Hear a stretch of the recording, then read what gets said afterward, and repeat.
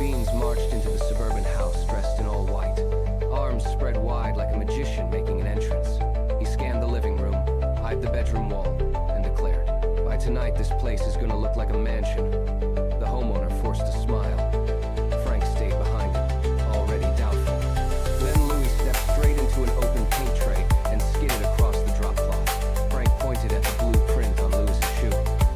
"You don't even own paint clothes." Louis lifted his dripping foot and answered, "That's because I'm professional."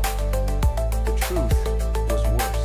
The day before, Louis had painted one bedroom wall for 1 hour, taken a little cash, and decided painting companies were a scam. By morning, a cardboard sign announced Louis Beans Premium Painting Solutions, and Frank had been recruited for the first real job. Now Louis paced the room like an inspector. He tapped the wall, squinted into corners, and announced, "This wall has terrible paint posture."